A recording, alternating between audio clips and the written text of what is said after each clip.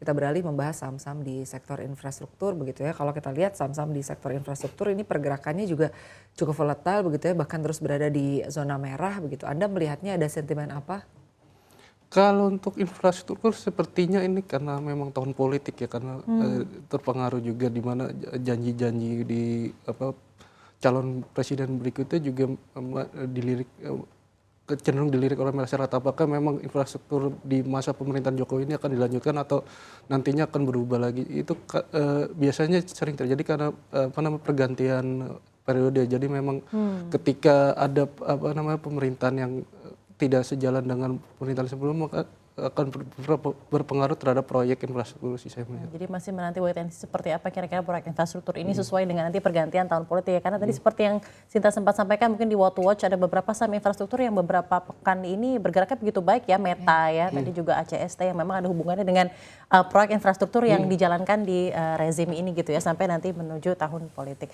Nah Mas, karena ngomongnya tahun politik, banyak yang bilang dari para pengamat dan juga pelaku pasar bahwa sepertinya emiten di consumer gitu ya, cyclical and non-cyclical itu juga patut diperhatikan pergerakannya karena akan prospektif seiring dengan sirkulasi uang yang diekspektasikan akan banyak gitu di tahun politik.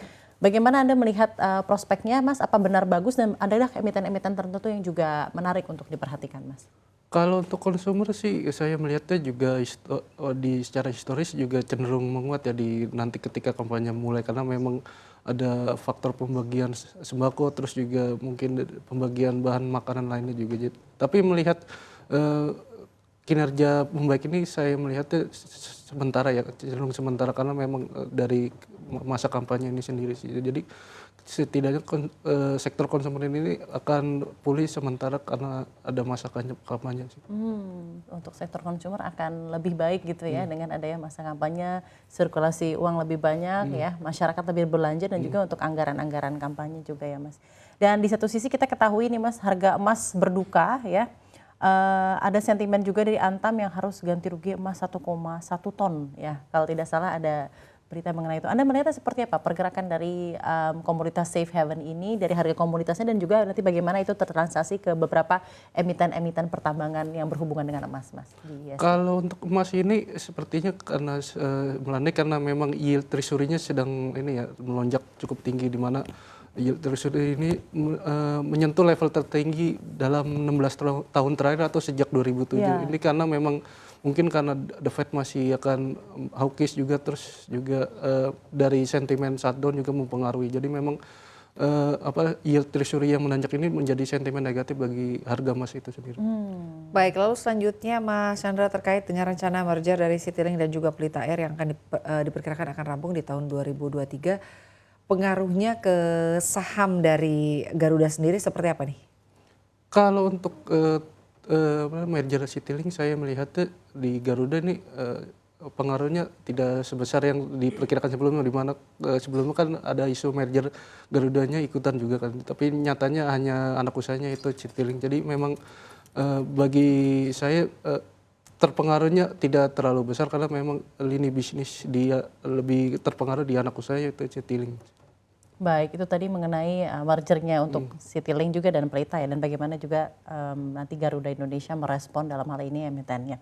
Nah sekarang yang tentunya patut diperhatikan, kemarin di Rabu itu rupiah menyentuh level yang somehow sudah cukup mengkhawatirkan pelaku pasar, yaitu 15.515. Nah sekarang kalau saya lihat di perdagangan intraday hari ini, saat ini 15.500 sudah berada di level 15.500-an. Padahal pelaku pasar sudah bilang bahwa rentang-rentang yang patut diperhatikan dan patut dikhawatirkan adalah ketika akhirnya rupiah menembus level 15.500 itu diekspektasikan mungkin di akhir tahun. Tapi sudah terjadi gitu ya sekarang. Lebih awal ya? Lebih awal. Bagaimana evaluasi Anda mengenai rupiah dan kira-kira sebenarnya rentang-rentang rupiah ini ke depannya apakah Bank Indonesia harus segera merespon dengan menaikkan suku bunganya mungkin di bulan depan, dan juga evaluasi Anda terhadap instrumen BI lainnya seperti DHE dan lain-lain untuk menjaga stabilitas rupiah, Mas Chandra? Kalau untuk rupiah sih saya melihat tuh karena memang masih ini ya terpengaruh dari dolar. Dolar ini masih cukup perkasa walaupun memang pergerakan sepekan mungkin masih cukup volatilitas masih tinggi, tapi melihat secara keseluruhan memang dolar Amerika ini masih perkasa. Terus juga dari sentimen global juga turut mempengaruhi, terutama dari Amerika, terus juga Cina sendiri juga memang masih cukup lesu perekonomiannya. Terus juga memang dari apa namanya untuk suku bunga saya rasa BI kalau menaikkan itu akan berdampak ke perekonomian Indonesia sih, walaupun memang demi rupiah pun juga belum saatnya Bank Indonesia untuk menaikkan.